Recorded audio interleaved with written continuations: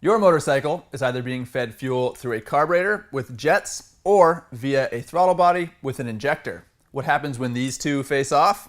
We'll find out in this video from the MC Garage.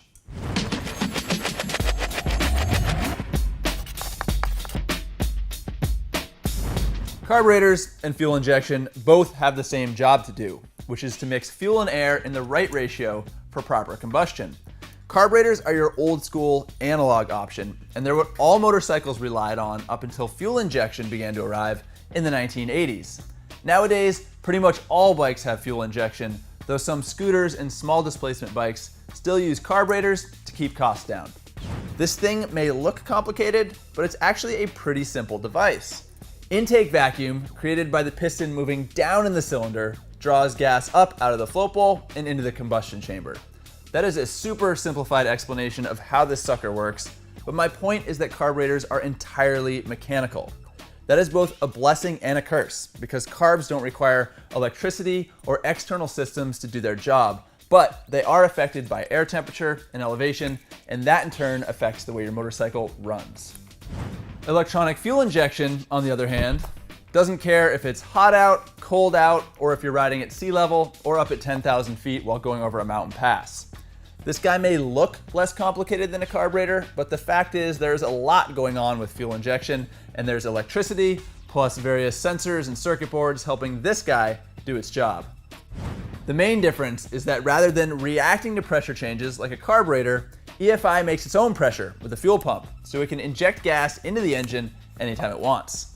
With all of its sophisticated components, fuel injection is a far more precise means of delivering fuel into the engine, and that means your bike's gonna run better. Plus, with fuel injection, you don't have to deal with a choke lever on cold starts, you don't have to deal with a leaking petcock or float bowl or gummed up jets. The fact is, modern fuel injection is extremely reliable, and you're unlikely to have any issues with your fuel system. That being said, if you do have any problems, you're not likely going to be able to fix it on the side of the road, and replacement parts like a new fuel pump or throttle position sensor are expensive. Meanwhile, carburetor parts are relatively inexpensive, and these things are simple enough that you can work on them at home with basic tools. Unfortunately, if your bike does have carburetors, you will end up working on them. And while the work itself isn't usually that difficult, it is time-consuming and inconvenient. It's those maintenance and reliability issues that have helped make fuel injection so popular, while carburetors have become pretty rare. What's really killing carburetors, though, are environmental concerns. EFI is dynamic, and it can stick to an extremely narrow air-fuel ratio that gets you better fuel efficiency and reduced tailpipe emissions.